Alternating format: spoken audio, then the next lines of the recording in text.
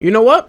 Soul leveling was good. Oh shit, here we go again. I had a good time with it. You know, at the very beginning I said in a previous video that I did have a little bit of a rocky start, especially with the cliches here and there. Also spoilers, by the way, so if you haven't checked that out, go check out Soul Leveling, as well as just here we go, I guess. I'll do the opposite of what I usually do. I'll get into the positives first, and then when we get to the later half of the video, I'll get into the negatives I had with the season. Well, there's only like a few, not really a lot, if anything, but I want to definitely talk about the positives because I did have an overall good experience when it came to Soul Leveling. Oh yeah, like, comment, subscribe, it helps. The first positive being the two characters, Sung Jin-woo and Yo Jin-ho, right? I like both of them, right? I like Yo Jin-ho for starting the idea of wanting to have the guild and wanting to please his boss, but also the shoehorn idea with Sung Jin-woo, right? Because it sort of gives potential to what he could be doing in the later future. He could just be the guild master or the head guy that's a part of this guild or this new age guild that comes about with other S-rank members. At least that's how I see it, giving the show more routes and destinations that I couldn't necessarily take. Then there's Sung Jin-woo. I really like him. Like, I like his character in the sense of everything that necessarily happens to him.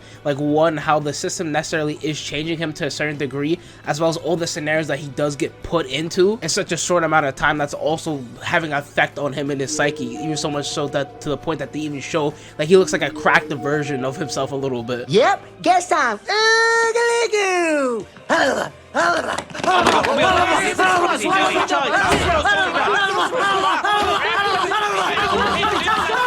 With him doing things that he never dreamed that he would ever do in his life in the best and worst ways possible, whether it be him finding newfound strength and actually be useful to not only himself but to others. And then there's also just a case of him flat out being a murderer, or him having that on his conscience of like, holy shit, I actually murdered somebody. Then also how vicious he necessarily becomes, as well as how smart he is, and also him just necessarily losing it when he's in that little room by the end of the season. It seems like it might all come to a head, especially in the next season itself, seemingly to be where his body is improving, his mental state is what's suffering at the cost of it all. Then there's also funny enough the turnaround of like his character, of like his actual model of him just being like a little small little boy, and then he's just a grown ass man. I also love how things are so simple, right? Because if you have something that's really simple, you can add things to it to inherently flesh it out and make it even better. The few examples I'll give is one, Sung Jin-woo's power, right? Of his power of basically being a video game and a leveling up system of a video game, right? You can sort of just add whatever necessarily you want to it and really put anything into it without any rules and stipulations, because even the main character himself doesn't know any of the rules and stipulations, giving the show a lot more creativity. And that's where I think the show shines, in my opinion, all of the concepts. Then there's also the idea of the dungeons, right? And you see in the dungeons where people just go in,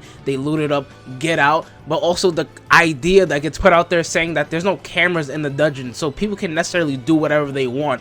Everyone's basically at the will at everyone else as a hunter. So if I decided to kill everyone or slaughter everyone and I'm strong enough to do it, shit, I could get away with it. Then the other two things I want to talk about are sort of positives and negatives, but I'll just get into it and I'll explain myself when I get to it, right? So the first thing I want to talk about is just the fighting, right? The fighting just as an overall mostly positive. It's fucking amazing between the choreography or the animation that it has and the straight up willpower Sung Jin-woo always shows when he's fighting a really tough opponent, or opponent necessarily he couldn't beat before. But the only thing I felt that was weird, right, is only in the last two fights of the season, basically, where he's fighting this Purple Hill guy, right? I don't remember his name, but I'll just have him up on the screen.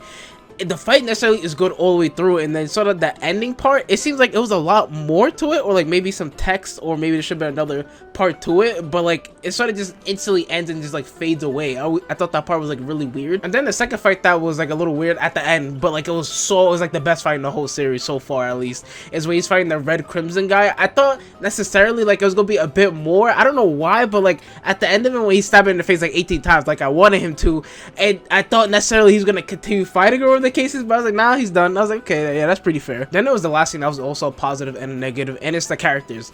Now inherently most of the characters I don't really care for at all. It feels like it's extremely bare bones with most of them, right? I don't necessarily have a lot of connection or caring for a good amount of them, and it's mostly towards the S-rank hunters that's like sort of in the season, right? We sort of see them here and there, but it's like, okay, can we get to somewhere we're gonna do something? I know that they're going to the island and then they sort of have the reveal by the end of it that makes me curious of what's going to happen in the later future of the series, but like for the most part in that season they're just sort of there. And this is besides the two main villains. I thought they were okay, they were fine, they were cool, and then also the beast that you do have out there. But other than that, I had actually a really good time watching Soul Leveling. I'm really hyped for season 2 whenever it does drop. I think this year, October, unless it gets delayed or something like that.